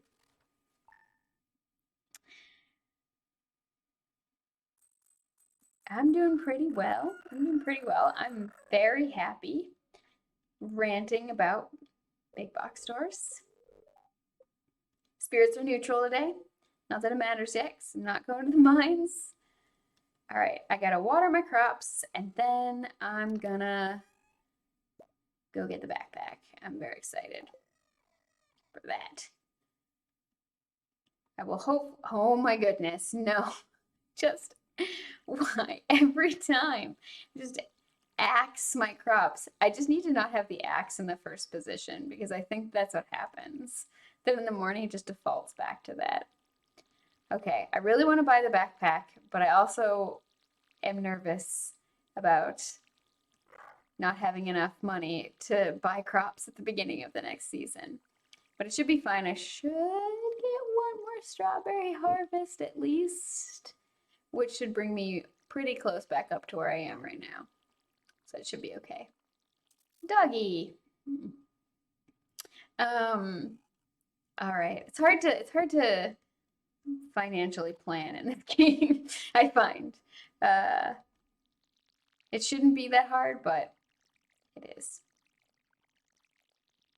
Okay, so 2 downtown buildings, value per acre would be way more than the value per acre of one big box store. And you could have in those 2 buildings a lot of the same kinds of things that are being offered. Oh, did I need to ask them a question? No. I could whisper to my plants. I read a book when I was a little kid. I think it was like Lucy Goosey's Day Off or something. I don't remember. It was like this goose character that was kind of grumpy and lived in a town full of people that were all different. And there was a guy who would play music for his roses. And then I was told that talking to your plants makes them happy. And so I would always whisper to the plants in my house. Yeah. Yeah, I won't forget to water my dog.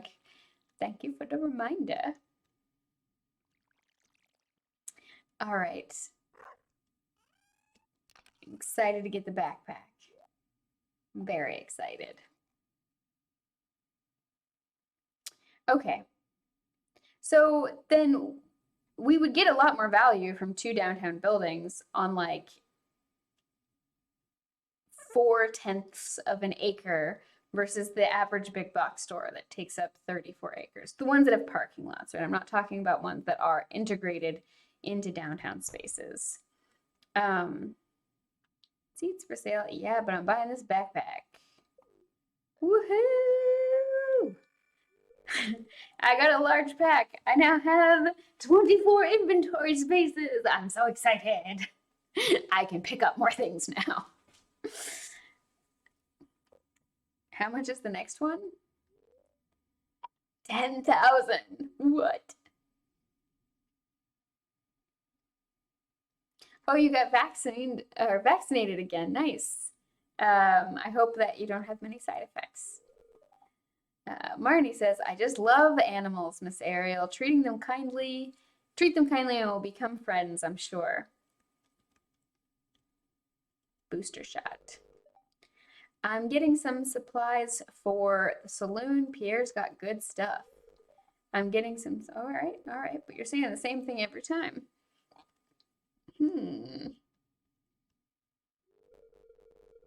Welcome. If you're looking for seeds, you've come to the right place, says Pierre. Oh, I'm sorry your arm hurts. Yeah, it's always a bummer.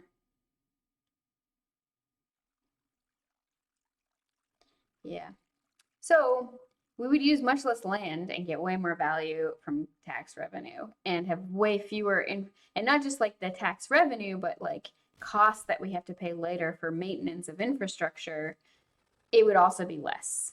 So as you can see, the value per acre is very low from a big box store.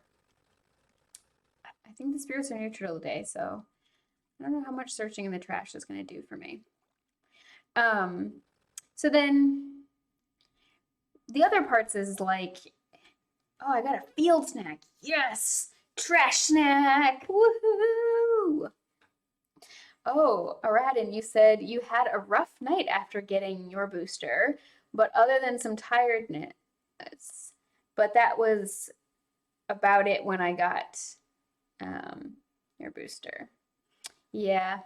Yeah, I think with my booster, I just felt kind of meh, like for a few days. I was just like, I don't want to move. I don't want to do anything.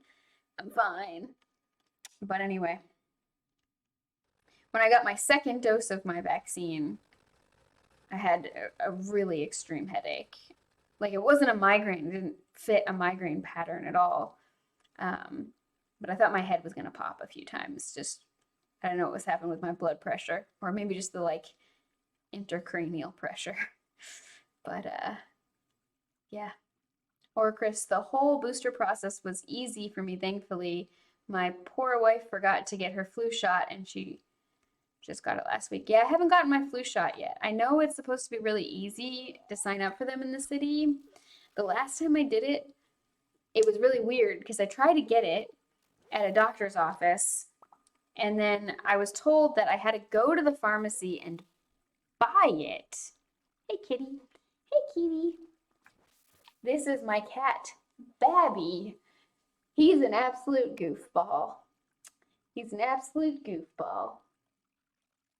Even though he's neutered and has been since he was like 3 months old, he's obsessed with humping his sister. Anyway, oversharing about my cat. He's an absolute adorable, sweet cat. His only bad habit is humping his sister all the time, which she does not enjoy. And I don't mean just like normal, oh my goodness, dominance mounting. I mean like genuinely just humping. It's, he gets really into it. Anyway, I love my cats very much. I'm a little obsessed with them. Okay, fishing, fishing, fishing. But yeah, when I got my flu shot here, I bought it at the pharmacy and then had to go find a doctor who would do it. But then all the doctor's offices were like, it's going to cost all this money. So then I just had it for a few days. And it was so weird because I'm like, there's no way. Like, I kept it in my fridge, but I'm like, there's no way to tell if it's still going to be good. And eventually, there's like this vaccine center that I learned about afterwards where you can go and just get the vaccine, but I brought the vaccine with me and they did it and they were like, this is so weird. How did you buy this at the pharmacy? And I'm like, I don't know. I was told I had to go buy it at the pharmacy. Misadventures of living in a country where you're not a native speaker of the language. I've missed like 3 exclamation points. Yeah, they aren't covered by insurance here.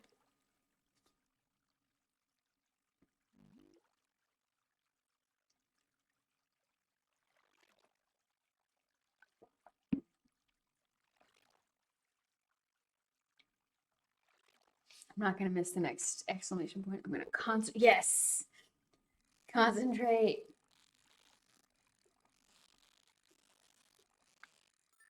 Perfect. Woo! I got it.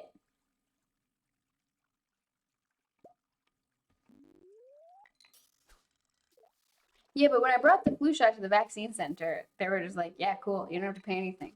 We'll just put it in your arm.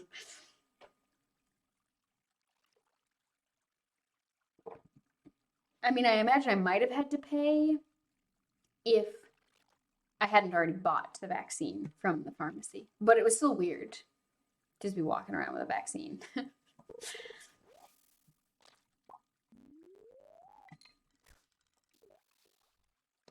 Okay, so I've been talking about how, they big box stores, there's like a ton of different things I could talk about why they're terrible. They're just like terrible on so many levels. Um, but you would get a lot more from building more downtown buildings. They would be more walkable. You would have less infrastructure costs on the community. You would have, man, I don't know why my shoulder is so itchy today.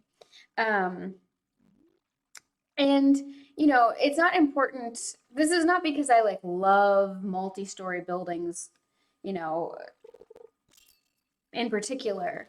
I do think densification is really good because the less soil that we end up using up, the better. And one of the problems is like most cities have been built on like the best, most rich soil in the world, because it's all in like the river plains. Most cities are along bodies of water in the world, and the land that's right along that tends to be the best for farming, and then we've built cities on top of it, which means it probably will never be able to be used for any sort of scale farming again. So I do like density for the sake of soil protection because we have to build soil. Another shout out, you should follow the dude Build Soil on Twitter. It's also a nonprofit now, which is about like how do we help the soil cycle better and like keep soil healthy, because we have a problem with peak soil where we've like completely degraded most of the most farmable soil in the world, and we're having to pump in all of this nitrogen rich fertilizer into the ground, completely upsetting the nitrogen cycle and all kinds of other problems. And we may have food shortages in the future, like en masse, because we've destroyed so much of the world's soil if we don't do something about it. So I like density for the sake of protecting more soil and doing more things to sort of build healthy soil. Also, if you haven't guessed already, I'm a big nerd about a lot of things. And oh, thank you for looking it up, Ditcherbird, because I was like, I don't know what FSME is, but I believe that it's important if there's a vaccine for it. But yeah, encephalitis. Yes. Okay, I can get a little bit more fishing out. So the next thing is, aside from costs and public infrastructure, the other problem with most big box stores, the kinds that are outside of town and city centers, is you have to drive to them, right? You have to drive to them. And if you don't have a car, that's rough, right? Because there's not always like a bus that can take you there. And it's a lot of the time really difficult to walk there. It will take you a long time. And there's not usually good infrastructure for cycling and walking there to make it safe. And oh, my cat really wants my attention now. He's like lying down in front of me and everything. Very good cat. But I know he's like, I played with him a bunch, him and his sister, before the stream so that they would be satisfied, but clearly it wasn't enough because he's just like, I need to lie on your keyboard. I need to lie directly in front of you. Like I can show you. Here's my cat. Just right here, lying down where my keyboard was. Now it's over to the side. What? I got an anchor. That's a cool artifact. I can give it to Gunther. And a chewing stick. I can also give that to Gunther. Okay, speaking of chewing sticks, I learned years ago about toothpaste because I was like, where do we get this from? How did we figure this out? Toothpaste is actually a pretty recent invention. Like we had all kinds of other things like plants we would chew on, and we'd have chewing sticks. They were like bristly sticks that we'd use to try to manually clean the teeth. And then early toothpastes were mostly like mint paste, like mint plant leaves pasted up, and like finely ground seashells. So you were like really scrubbing your teeth because you're trying to like physically remove this like film that is built up from the bacteria and the plaque on your teeth. And then, yeah, anyway, modern toothpaste is basically like since after World War II. And I'm just like also very thankful to be alive during this time, to be able to have toothpaste and easy access to floss. I feel very thankful for that. Things that I'm thankful for every day. I will likely never have to worry about being eaten alive. And I also am always thankful that I don't have to lick my butt in order to clean it. That's a big one for me. I'm just glad that I can bathe. And I'm glad that I have toothpaste. I'm also glad for anesthesia. Any kind of anesthesia. Those are a lot of my daily affirmations of thankfulness, reflections. Oh man, the cat's just like rolling over now on his back. Wants my attention so bad. It's okay, kitty. I'm only streaming for 10 more minutes, cat, and then I'll play with you. I need to build some torches for my fishing over here because it's so dark. Oh gosh, why did I do that? I don't need to go up that high. Hotels used to have shared toothbrushes for guests for a while. That is wild. I did not know that. Thank you for telling me. Wild.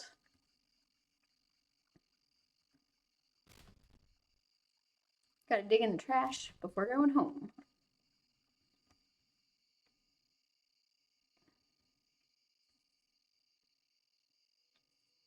Yeah.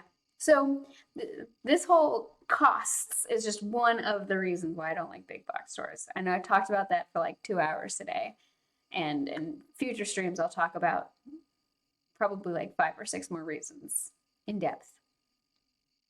Only slightly in depth because I'm not an expert and I'm only kind of looking at my notes. All right.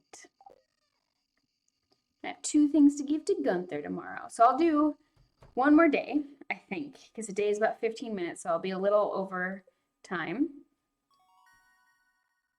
Level 4 fishing, +1 fishing rod proficiency, and I can finally make a recycling machine. That's exciting.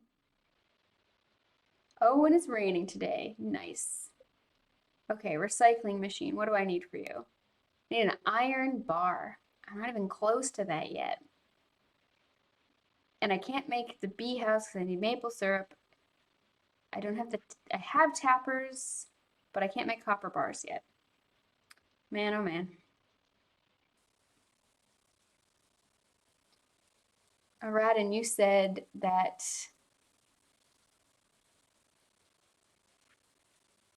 even though they had laughing gas for a while before realizing that it could be used to knock people out during surgery and other things, it was used as a form of entertainment instead. Oh, tomorrow we're all getting together for the flower dance. If you can find a partner, you might even want to participate in the dance yourself. There's a little clearing beyond the forest west of town where you hold the dance. Arrive between 9 a.m. and 2 p.m. if you're interested. I'm very interested. I'm going to ask Sebastian to dance with me. But if I want that to work, I should probably give him a gift. Increase our friendship a little bit. Speaking of which, I keep forgetting to look at whose birthday it is. I've just been forgetting about the birthday system entirely, which is no good. I want to give my friends birthday presents. Well, you should know my cats do love to watch me play games. They will sit right in front of my computer screen to watch, and they get very interested. And when the birds happen on the screen, they get very excited to try to catch the birds. Even when they're like little pixel art birds, they're still just like, yeah, gotta get it. All right. I'm gonna do a little bit of fishing until the museum opens.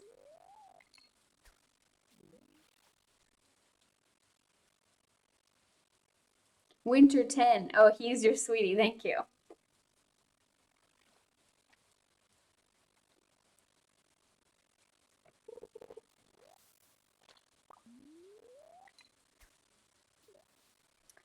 Um, but if you think about it, like a simple 6-story mixed-use building uses just a few dozen yards of street, right? Like it doesn't use that much, and yet provides a ton of value per acre to the community. And it's, the sidewalk and pipe that it has to use is much less than something way outside of town or something really big. And it's mixed use, right? So it's providing multiple types of value to a community. And it's just a big benefit. And these pipes and sidewalk provide services to many different, rather than to just one store, like a parking lot or all of the pipes it's from the infrastructure there. Whereas like the stuff around a big box store, like sometimes there's a little bit of sidewalk, but they're not really meant for people to use safely. And usually there are these things called stroads in between. Stroads are like a combination of street and road, and they're terrible and super deadly, and people get hit by cars a lot on them, where they're like multi-lane high-speed traffic and then shopping centers and things along the Strode, but like they're not really meant for people to be able to use, and there's usually no good infrastructure. Arad, and you said, sadly, I think a lot of developers aren't really thinking of value to the community as much as value to themselves. Right. But this is why city planners and like the town council, like if it's in the municipal planners, should think about these things. And we can influence it with voting and who we choose to give the power to and everything, who we elect to the city councils. New reward. What am I gonna get? I'm excited. I love rewards. Melon seeds. I'm very excited for melon seeds. Love the melons. My cam is frozen. What? Give me a second. Give me a second. I know what happened. One moment.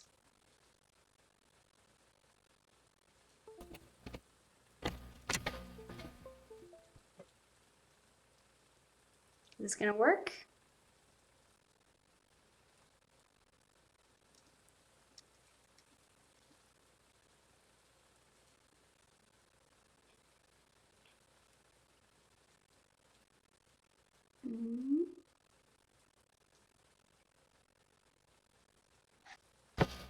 Oh, camera.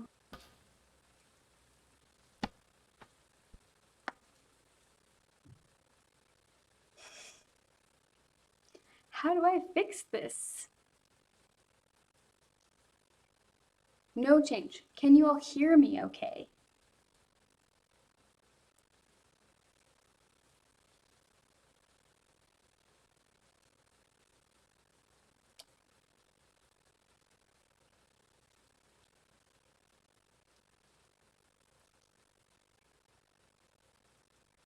Hmm.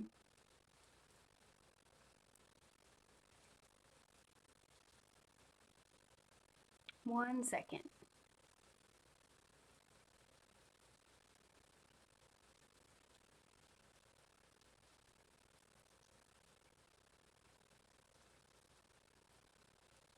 You can hear me fine. Okay, that's good because that means the right microphone is being used. Um, hmm.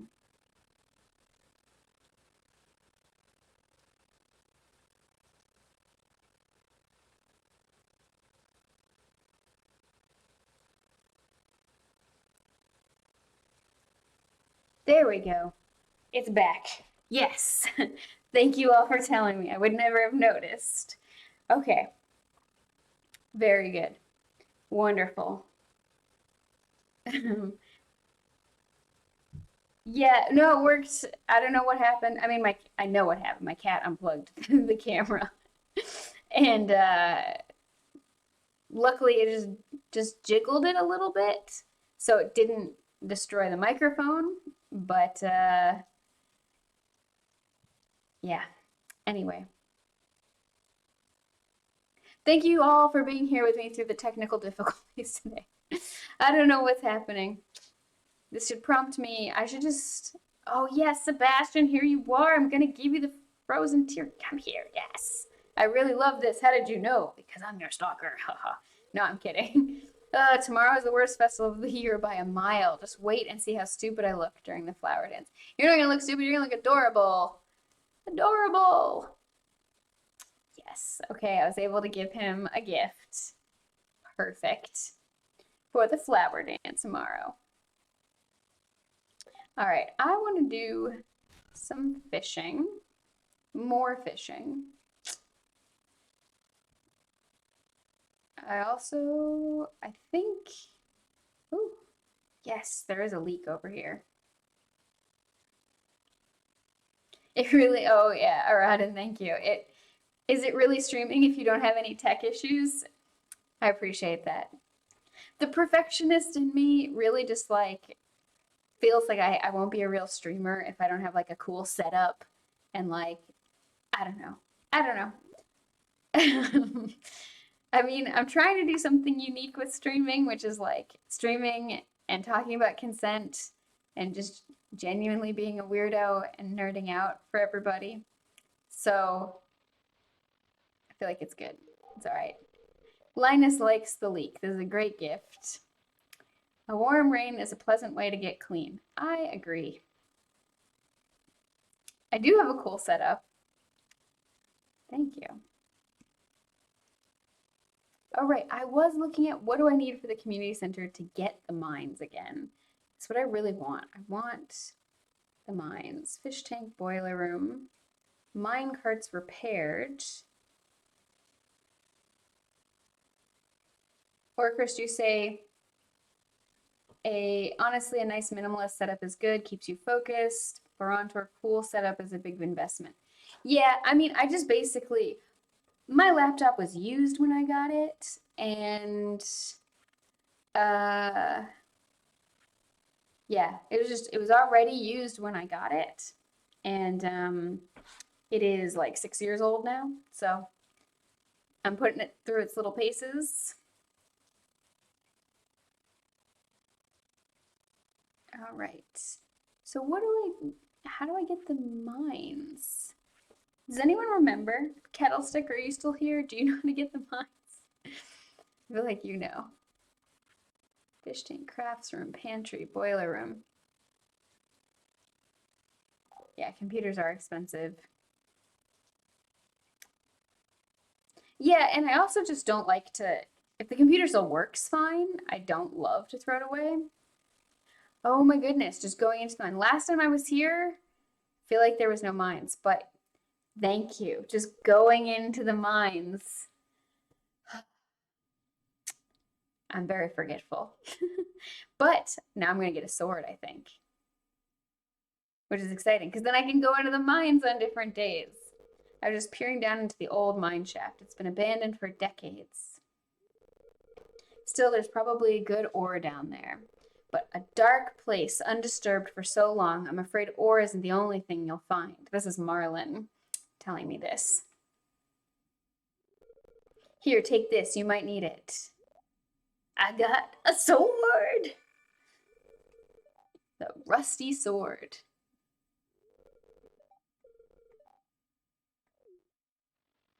What time is it in game? Okay, I can probably do. Boy, I didn't even bring my pickaxe. So I was gonna say I can probably do a couple of levels, get down to like 5 or 10. Don't have my pickaxe. I'll have to save that for the next game, next week. But didn't actually have to wait for the mines. I don't know why I thought I did. I was like really sure that you had to wait, you had to like unlock them, but it's just the mine carts. Yeah. So thinking about big box stores, you have to drive to access them, which means that you have to have your own car and money for gas and insurance. And cars are really expensive, not just in their upfront cost. Whereas you could have things that are walkable and that have public transit that get to them if you're not living super close to it. So there's also all that cost. And that's not great, right? There's a lot of costs layered onto these things. The Joja Mart needs to go. And Joja Mart is taking up a place that could be used to provide other kinds of value to the community and not just try to outcompete the like local businesses. And I don't think the guy who runs the Joja Mart is like bad. Like he's just trying to live and make a job. You know, capitalism makes things like solidarity hard. We all have to compete with each other. More cherry bombs. Nice. This will be useful for mining when I go next time. Coffee. Woo! Quality retaining soil. That's nice. Yeah, that's really important. Until I get the ability to make sprinklers that are good, the retaining soil is very important. Yeah. The other point is for like the last, I don't know, 70, 80 years or so, most cities, suburbs, and towns have really based their development, whether, oh my goodness, I'm not even chopping the tree, whether it's like housing or retail or offices, base it around cars. Like modern, newly built things are just built around cars. This is one of the things that's really nice about living in places that are older in terms of the modern infrastructure, because like the New England, for example, is much, much more walkable than the Pacific Northwest ever was. And it's definitely more walkable than the area in Kentucky that my husband is from. And it makes a big difference in terms of just quality of life. Like not having to have a car, I save so much money. Like I used to have a car and it would just cost me so much. But like I had no choice in a lot of ways because of the way the infrastructure was set up.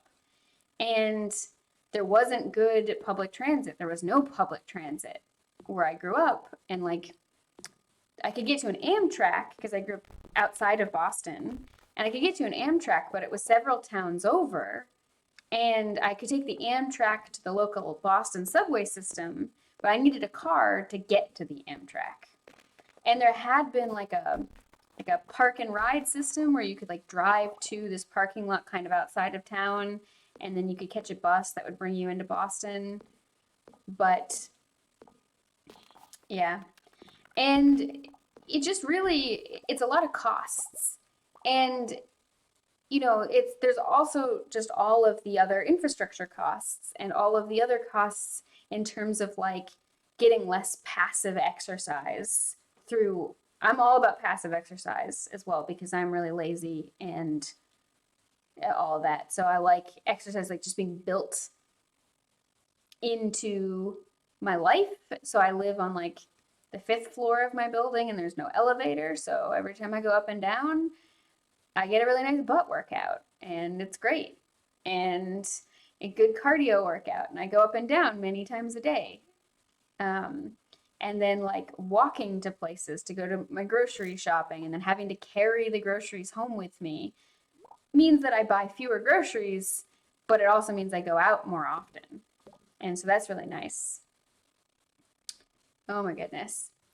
I don't have much energy left. I don't think I brought anything good to eat with me. Oh, I can eat this dandelion. Oh, I could eat this leek. That would be great. That's gonna give me so much energy. Yeah. Yeah, so Cute Pody says one of the nice things about Vienna is that it has both old and new public transit infrastructure. It never got abandoned. Yeah. So there's this one thing that's really interesting with Vienna in terms of the like urban design stuff is there was this new city across the Danube River in Cute Pody. I apologize in advance for all of the German words I ever say because I know my pronunciation is terrible and I'm trying to make it better. But I just want to say I'm sorry. Um, and yeah, I don't know. Thinking about walking, there was this big city that was built on the other side, and it was supposed to be this new fancy city, and there was some like Nazi era, like the actual Nazi government initiative that was saying that like all the new infrastructure has to include these public works and all these great things, but they also were like it has to include cars and car infrastructure. And what that meant is that like these laws have not been undone. So when all this new stuff gets built, they have to put in all this car infrastructure and it makes it less awesome. And as Cute Pody says, they still want to build a really destructive highway. Yeah.